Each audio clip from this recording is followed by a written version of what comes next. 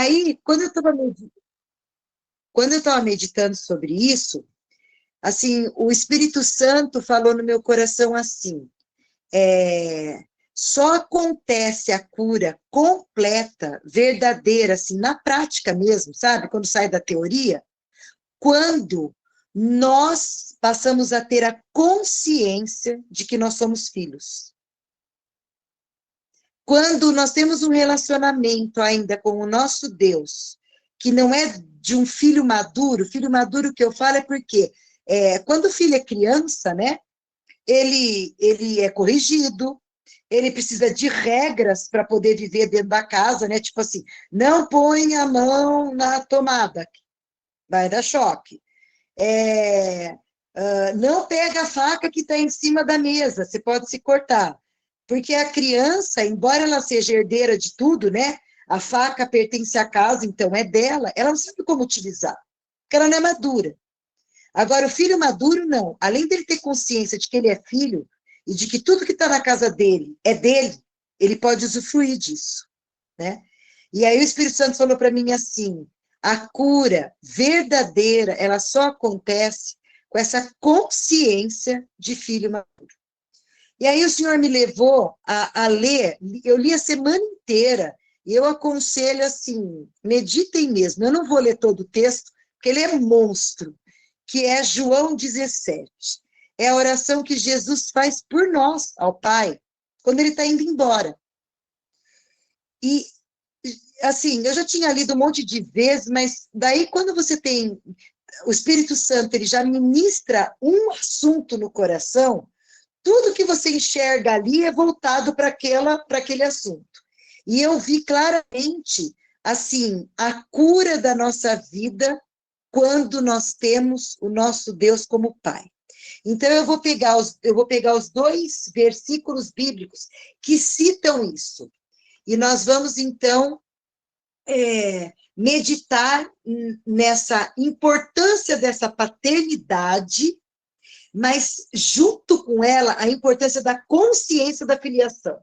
Porque pai ele é, mas nós precisamos ter a consciência da filiação. João 17:6. Eu vou ler primeiro na versão normal, tá? Naquela versão que a maioria tem, e depois eu vou pegar a estendida da Passion, porque a Passion ela traz as palavras do original, tá bom? Então, na revista corrigida fala assim: manifestei o teu nome aos homens que do mundo me deste. Eles eram teus e tu me deste, e guardaram a tua palavra. Então, nós vamos focar no manifestei o teu nome, Jesus dizendo. E aí, na versão Passion, fala assim: Pai, eu tenho manifestado quem o Senhor verdadeiramente é. Tornei visível, te revelei, fiz conhecido o seu nome aos homens e mulheres que o Senhor me deu. Eles eram seus, e o Senhor me deu, e eles têm se apropriado da tua palavra firmemente em seus corações. Eu quero que guarde, manifestei o teu nome, e eles se apropriaram da sua palavra firmemente em seus corações. Guarda essas duas coisas aqui. E aí, no 17:26, vai falar assim: eu tenho revelado a eles quem o Senhor é, o seu nome, e eu continuarei a fazê-lo para que cada vez mais isso seja real na vida deles, para que experimentem o mesmo amor eterno que o Senhor tem por mim, porque o seu amor agora viverá neles, assim como vive em mim. Então, vamos ver. Manifestei o teu nome, eles têm se apropriado da tua palavra firmemente em seus corações, e eles precisam disso para que eles possam experimentar o mesmo amor eterno que o Senhor tem por mim, porque o seu amor agora viverá neles, assim como vive em mim. Que nome é esse que Jesus revelou? Pai.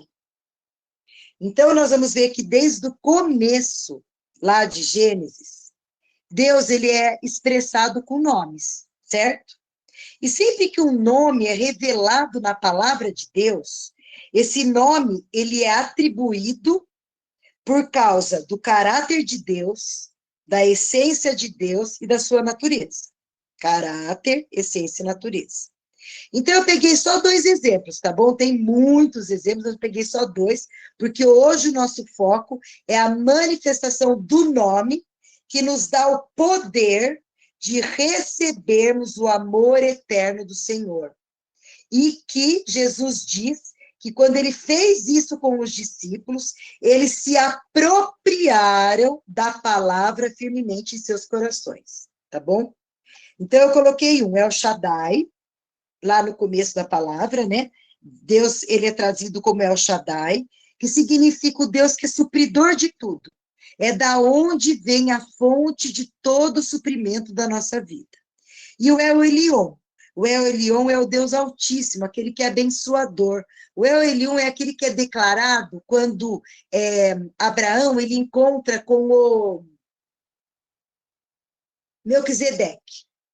E daí fala assim, o sacerdote do Deus Altíssimo, é o sacerdote do Deus Elion, significando que o maior é que abençoa o menor. Mas a manifestação de Deus como Pai, eu manifestei a eles o teu nome, esse véu, ele só foi tirado quando Jesus passa a declará-lo em todas as suas ações enquanto ele esteve na terra. Porque toda vez que ele vai falar para os discípulos, ele fala, o meu Pai, ele diz. E o Pai, a palavra Pai, esse nome que Jesus revela, ele é mais do que alguém superior, do que uma autoridade celestial, mas fala de relacionamento, fala de intimidade e fala de pertencimento.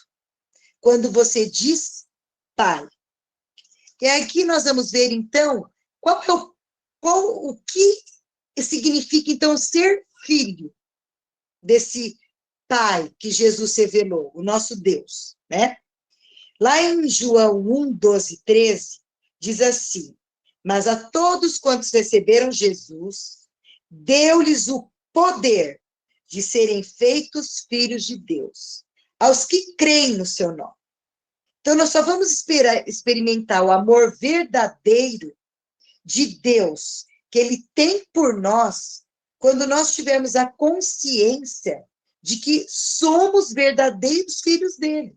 E esse poder foi nos dado quando nós cremos em Jesus.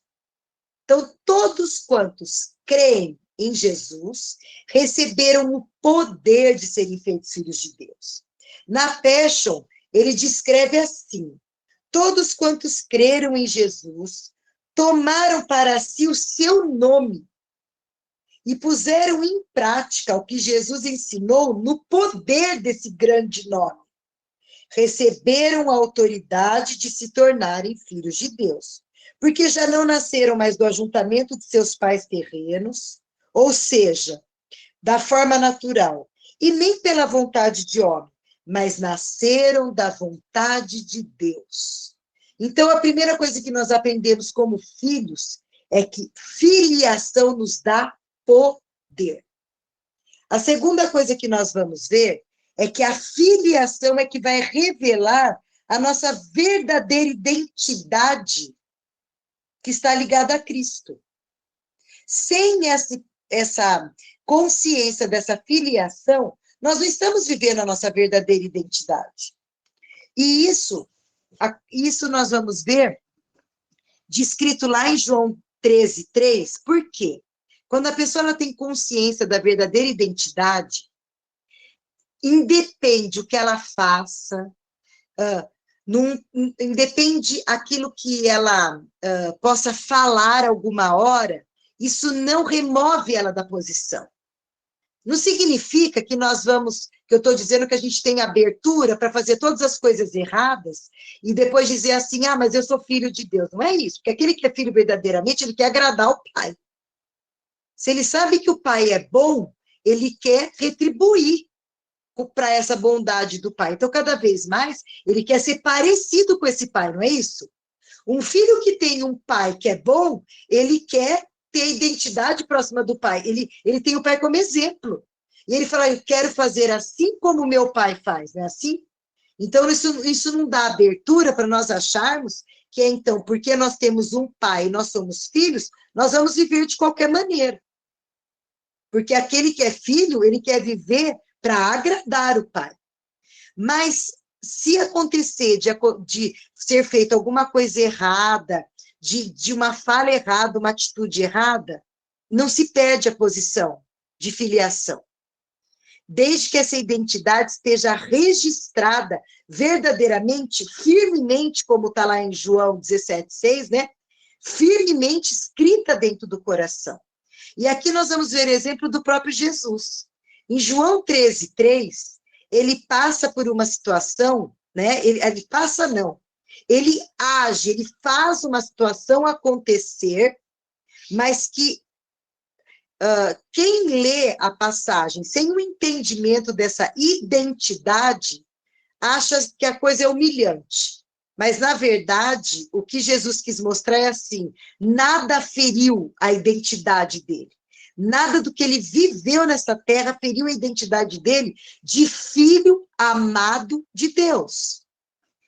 E nós somos iguais. Nós somos filhos amados de Deus. É isso que eu quero que a gente guarde no coração. Então, eu vou ler essa passagem lá de Jesus, diz assim.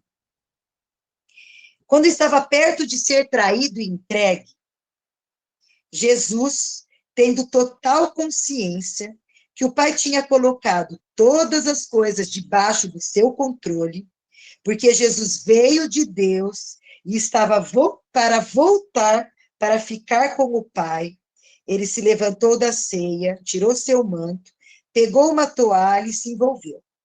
Pôs água numa bacia, começou a lavar os pés dos discípulos, fazendo assim o serviço mais humilde que um servo fazia na época. Será que, se ele falasse para algum dos discípulos pegar a bacia e lavar o pé dos outros, será que algum dos discípulos ia se colocar para fazer? Ou será que eles iam se sentir menos do que os outros porque faziam isso? Porque Jesus, ele começa a passagem declarando que ele tinha total consciência de que o Pai tinha entregue tudo nas mãos dele, e que ele era de Deus e que ele ia voltar para o Pai. Então, a atitude de lavar os pés dos discípulos não feriu a identidade de Jesus. E aí diz assim, não importava porque Jesus bem sabia quem ele era. Então, fazer o serviço que era considerado, vamos dizer, o mais humilde ali dos servos, não feria a consciência de Jesus da identidade dele. Porque ele tinha certeza que ele era filho amado do Pai. Então, nada poderia afetar a sua essência. A essência de ser filho amado. E aí nós temos essa confirmação lá, eu não sei se é Colossenses, Filipenses, que fala assim, sendo Deus, ele não usurpou ser igual a Deus. Ele se despiu de tudo aquilo que era divino, né? Da divindade dele. E ele, sendo homem, fez-se o homem mais humilde, porque ele se humilhou mais ainda. Mas por quê? Porque ele tinha certeza de quem ele era. Então, essa certeza de quem nós somos nos dá o poder de nós não precisarmos prestar contas para aquele que está à nossa volta, no sentido de, assim, o que ele vai pensar de mim? O que a outra vai pensar de... aquela pessoa vai pensar de mim se eu, tipo, fizer uma coisa assim, vou dar entre aspas, serviçal diante dos olhos das outras? Por quê? Porque se eu me preocupo ainda com esse tipo de coisa, significa que dentro do meu coração essa identidade ainda não está totalmente formada. Porque essa identidade ela tem que ser vivida na prática, né? Se há necessidade ainda de ter a aprovação do outro, daquele que está à minha volta, né? Mais, assim, fala mais alto no meu coração do que a identidade que eu sei de quem eu sou, que eu sou filha de Deus, então significa que essa identidade ela ainda não está firmada no coração, como Jesus fala lá em João 17:6, quando ele ora por nós, né? Precisa estar escrita dentro do meu coração, a ponto de isso não trazer dúvida de que se eu agir de alguma maneira, que parece que aos olhos dos outros isso seja mais humilde, vamos dizer, eu vou me sentir menos. Se essa sensação de eu me sentir menos, ela ainda acontece, eu preciso alinhar o meu coração a essa verdadeira identidade, tá? A outra coisa que acontece, essa verdadeira identidade de filho nos tira o medo. Romanos 8,15. Vocês não receberam o espírito de obrigação religiosa, levando vocês a voltarem ao medo de nunca serem bons suficientes. Deu para entender esse negócio da identidade? Quando a gente se preocupa com o outro, a gente sempre acha que a gente não é bom o suficiente. E se isso ainda tem um registro no nosso coração, nós precisamos alinhar nossa verdadeira identidade, que é de sermos filhos amados de Deus. Porque Deus não nos olha como não sendo bons suficientes. Mas recebemos o espírito de total aceitação, filhos adultos, herdeiros, envolvidos para dentro da família de Deus.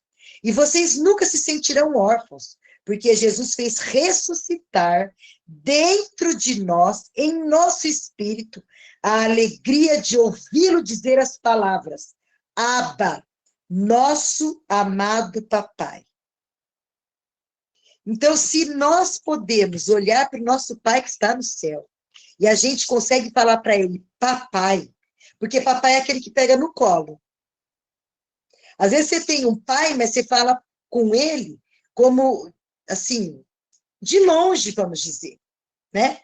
Você fala com ele de longe. Mas papai é aquele que você tem a liberdade de sentar no colo e contar suas coisas. Não é assim? O papai.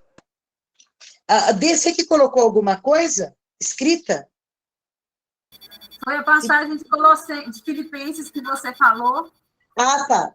Porque se você quiser interromper, daí você interrompe, daí você fala, tá bom? Tá bom. Aí, mais uma coisa. Então, tira o medo, outra coisa. Ensina-nos a valorizar quem nós somos, essa identidade de filho. Então, eu vou deixar para, durante a semana, vocês lerem calmamente o Salmo 139. Por quê? Porque ali Deus expressa como ele nos formou, com que amor nós somos formados individualmente. E daí, eu só peguei um trechinho que fala assim: quando ele nos moldou, formou e esculpiu em detalhes quem nós somos por dentro e por fora. E a palavra fala que ele alinhou tudo de dentro junto com o de fora, nos fazendo indivíduos. Cada um de nós aqui tem uma individualidade que é única, né? Sei lá eu quantos milhões de pessoas existem no mundo, mais, que eu sou da casa dos bilhões. Já imaginou? Cada um tem um DNA, gente. Deus é muito criativo, não é? Quantos mais vão nascer por aí com digital diferente? Como que pode esse monte de bilhões de pessoas, só com os risquinhos dos dedos digitais serem diferentes? Esse é o nosso Deus, por quê? Porque ele nos ama individualmente. Nós temos que nos ver como obra das mãos do nosso Pai. Quando nós temos essa identidade de filhos, mais uma coisa, nós conseguimos verdadeiramente receber o seu amor. Amor que é descrito quando Jesus é batizado. O que acontece? Logo em seguida, desce o Espírito Santo, né? Que a palavra fala como em forma corpórea de pomba.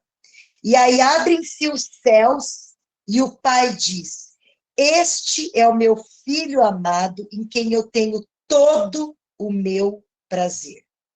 Essa mesma frase, com um acréscimo, ela é declarada quando há o Monte da Transfiguração. E tá Pedro, Tiago e João, lá em cima. E aí, quando desaparece, né, o Elias e o Moisés, a voz que vem do céu diz assim: este é o meu filho amado, a ele ouvi. Que será que o Senhor queria que a gente ouvisse? E daí, na hora que eu estava meditando nisso, o Espírito Santo falou para mim assim: o nome do Pai. Jesus estava revelando o tempo todo, na estadia dele aqui na terra, que nós tínhamos um Pai, que o nosso Deus era nosso Pai. A ele ouvi. Essa paternidade, ela foi revelada em todos os evangelhos. E quando foi questionado, né? Senhor, então mostra-nos o Pai. Eu acho que foi Filipe que falou isso. Está lá em João 14, no final do versículo 9. Fala assim: qualquer que me vê, vê ao Pai. Então, nós precisamos começar a enxergar o Pai em tudo que Jesus expressou aqui na Terra. Tudo que Jesus expressou aqui na Terra. Romanos 8,32, confirmando isso, do amor do Pai para conosco, né? Assim como amou Jesus. Deus provou o seu amor, nos dando seu maior tesouro, nos presenteou dando seu Filho.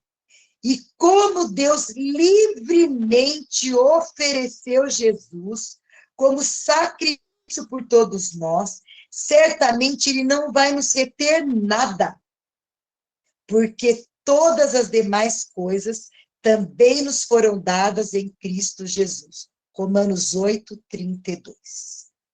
O Pai, que nos deu o seu maior tesouro, que foi Jesus, ele não nos nega nada, porque o mais precioso foi Cristo. As demais coisas, elas são menos do que Jesus. E nós precisamos nos apropriar que se ele não poupou o seu filho, por que ele vai poupar as demais coisas? Se o que era o maior tesouro, que era o filho, ele nos deu, né?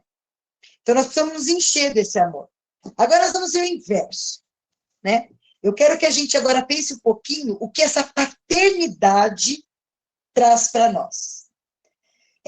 Tem dois textos, aliás, tem 3 textos do Velho Testamento, antes de Jesus vir à Terra e declarar o nome de Deus como Pai, o próprio Pai se denomina Pai, sabia?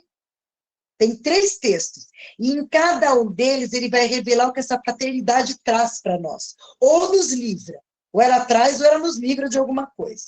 Então, lá em Jeremias 3,19, nós vamos ver que a paternidade nos dá o poder de nós recebermos herança. Diz assim lá, Deus mesmo falando, hein? Deus está falando com o povo dele, dizendo acerca da terra prometida, quando eles estão se rebelando já contra Deus. Jeremias é um tempo em que eles estão buscando os deuses, eles estão dando as costas para o Senhor. Jeremias, o tempo todo, ele está dizendo assim, volta para Deus, porque senão a terra vai ser tomada, vocês vão ser levados em cativeiro. É todo esse contexto, né? Deus diz assim, como eu te porei entre os filhos, ó, já estou falando filhos, hein? E te darei a terra desejável, a excelente herança dos exércitos das nações. E então eu mesmo disse, Deus falando, Pai me chamarás, e de mim não te desviarás. Nós queremos receber herança? Tudo que Jesus conquistou na cruz por nós, e que foi nos dado por causa do Pai nos entregar o Filho, né? Ele amou muito a maneira que deu seu Filho. Nós precisamos chamá-lo Pai. Herança, só quem dá é o nosso Pai. Isso ele mesmo falando lá no Velho Testamento, hein? Saber que nós somos filhos nos dá garantia de delícias que só podem vir do Pai. Aí nós podemos olhar que mesmo a igreja de Jesus Cristo, hoje, ela ainda opera dentro dela, muitas vezes, o espírito de orfandade. né? Como que a gente detecta se ainda há em nós algum resquício de espírito de orfandade, de não conseguir enxergar esse pai bom que nós temos, né? Como será que a gente detecta isso dentro do nosso coração? Quando a gente tem um relacionamento com Jesus muito bom, sabe assim, a gente é livre para contar tudo para Jesus, mas aí, quando chega na hora de falar para o pai, a gente pensa duas vezes, a gente ainda está com resquício desse espírito de orfandade dentro. Porque não há consciência em nós de que verdadeiramente o pai bom quer nos dar o melhor. Então, é mais fácil a gente se relacionar com Jesus, porque Jesus veio à Terra, ele se fez homem, sofreu tudo que nós sofremos, a gente pode sofrer aqui na Terra, viveu tudo que um homem pode passar. Então, esse relacionamento com Jesus, ele é muito próximo, certo? Como Salvador. Porque ele pisou aonde hoje nós pisamos, não é assim? Mas quando a gente vai... Aquilo que a gente conta para Jesus é um teste que a gente pode fazer com a gente. Sabe quando você senta para conversar com Jesus e você conta tudo para ele que está acontecendo na sua vida? Aí você pega, fecha os olhos e fala assim, agora eu vou contar para o Pai. Vê se seu coração é tão livre para contar para o Pai como ele é livre para contar para Jesus. Se seu coração for tão livre para contar para o Pai como é para contar para Jesus, você está totalmente consciente de que você é filho e que essa paternidade te pertence. Agora, se existe um resquício de que na hora que você vai contar para o Pai, que você contou para Jesus, de assim pensar, nossa, como que ele vai ouvir, ou o que ele vai responder, então ainda existe essa dúvida no coração. Gente, isso não é uma coisa de condenar, tá? É uma coisa para a gente alinhar o nosso coração com essa paternidade. Porque eu, há 2 semanas atrás, isso, né, mais ou menos? Foi, né? Foi umas 2 semanas atrás, eu estava conversando com o pai mesmo, né? Eu estava conversando com o pai um assunto e, de repente, veio no meu coração assim, e se ele não me responder? Gente, na hora, eu falei, meu Deus, eu ainda tenho esse resquício no coração. Daí, na hora, eu falei assim, parou, Renata, pode parar, porque você tem um pai maravilhoso que te ama demais e que a resposta que ele tem é muito mais além e melhor do que aquilo que você pode pensar. Mas isso, gente, é para o nosso dia a dia. Por isso que a palavra de Deus ela é viva e eficaz. Porque ela não é uma teoria. É para a gente pôr em prática no nosso dia a dia, nas nossas coisas cotidianas, nas nossas, naquilo que a gente enfrenta dia a dia. Né? Então, essa paternidade, ela nos dá herança. Nós somos herdeiros. E ao falar Pai que me dá o poder de viver essa herança. A outra coisa, é um livramento de uma maldição. Nós já fomos livres de toda a maldição já foi cravada na cruz. Não existe mais maldição na nossa vida, mas nós vamos ver que ela está intimamente ligada a essa paternidade. Malaquias 4, 5, 6. Deus falando. Eis que vos envio o profeta Elias. Nós vamos ver que esse cumprimento se dá em João Batista, tá? Antes que venha o grande e terrível dia do Senhor. E converterá o coração dos pais aos filhos e dos filhos aos pais. Ele está falando do quê? Paternidade. Para que eu não venha e fira a terra com maldição. Aí, nessa hora, quando eu estava meditando sobre isso, eu falei, Senhor, eu sei que isso foi cumprido em João Batista. Inclusive, em Lucas 1,17, fala que João Batista ele seria usado para converter o coração dos pais aos filhos, confirmando essa palavra de Malaquias. Ele ia ser um instrumento disso. Mas aí eu falei, Senhor, coração de pais aos filhos está parecendo só que é coisa terrena, não é? Daí eu falei, Senhor, o que o Senhor quer dizer com relação a esse negócio de que o Senhor não fere com maldição quando está ligado à paternidade? Aí o Senhor falou para mim assim, não há graça se não houver o pai. Porque só o pai dá livremente ao filho tudo que ele tem. A lacuna dessa paternidade é onde opera o espírito do mundo. Então, esse espírito do mundo, o que ele faz com a pessoa? Né? Tá lá em 1 Coríntios 2:12.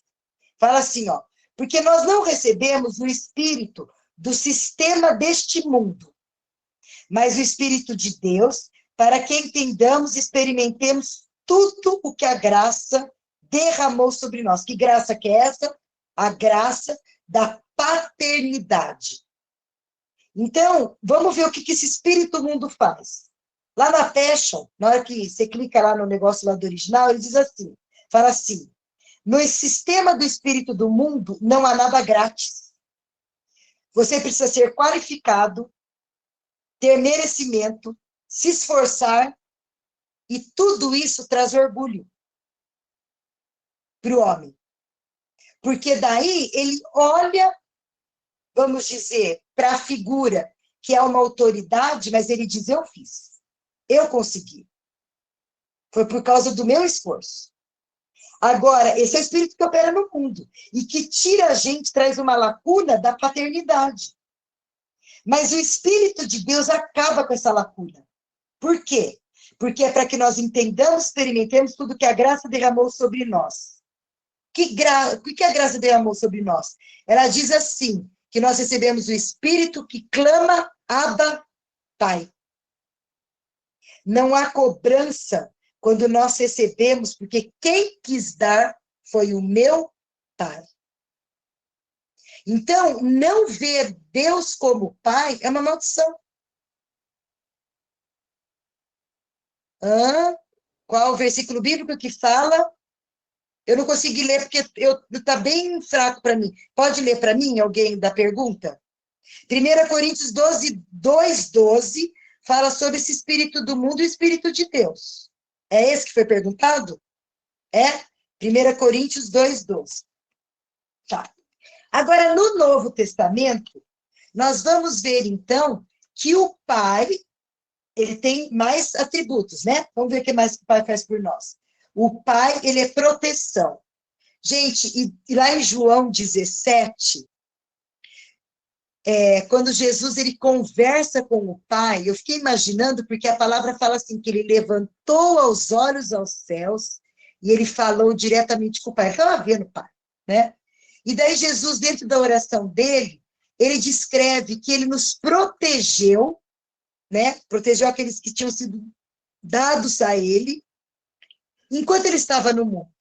Mas ele fala para o Pai, bom, agora, Pai, a proteção é tua. Então, eu vou ler a oração de Jesus, fala assim.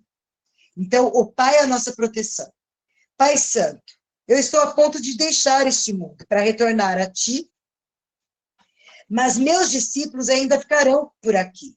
Eu te peço, pelo poder do Teu nome, proteger cada um que o Senhor me deu e os guarde, assim eles terão unidade como um, assim como nós somos um.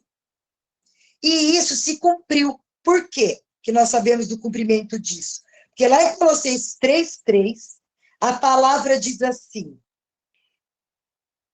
porque vocês que morreram para esta vida, né, a da terra, e agora vivem a verdadeira vida, estão escondidos com Cristo em Deus. Pronto. Então, hoje, o Senhor, o Pai, ele é a figura da proteção. Mais um. Então, agora nós vamos lá para Apocalipse, agora. Em Apocalipse fala muito sobre destruição. Agora, quem que não vai ser destruído?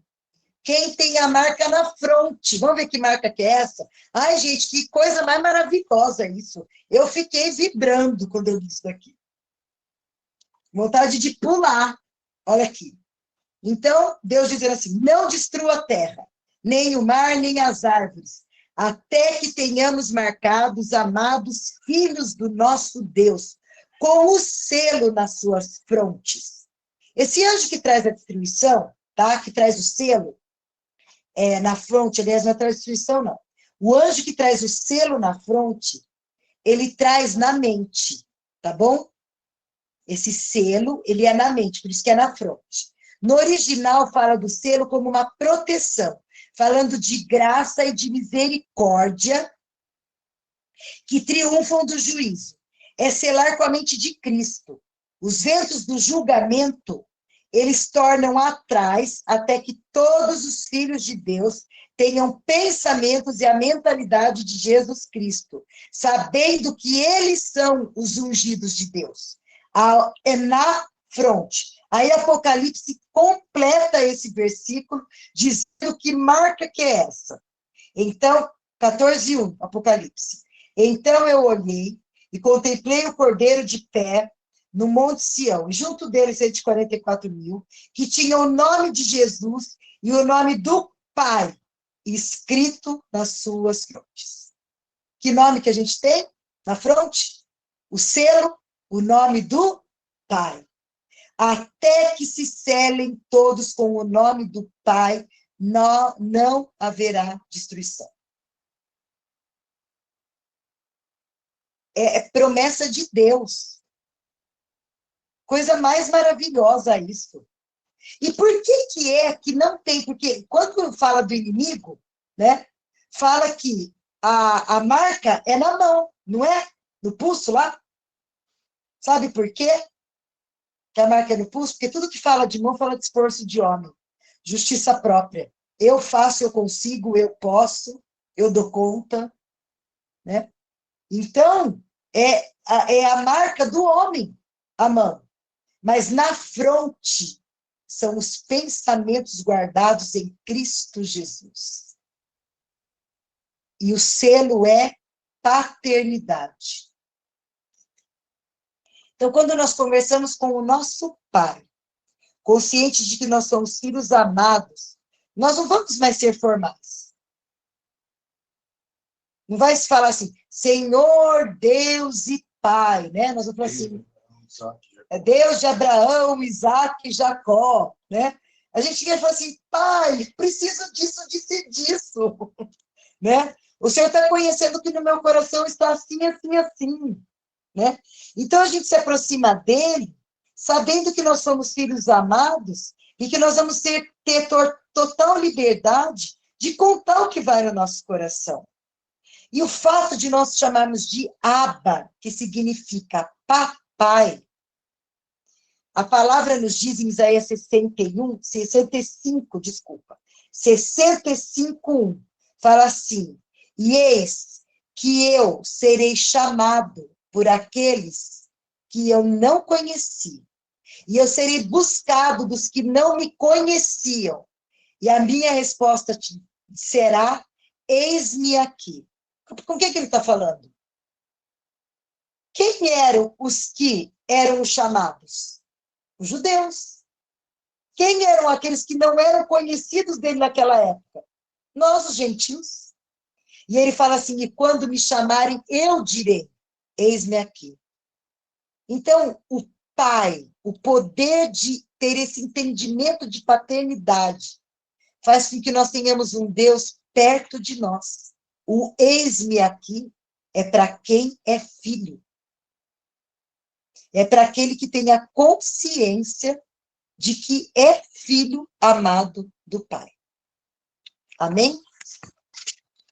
Então, essa é a palavra que eu queria compartilhar hoje.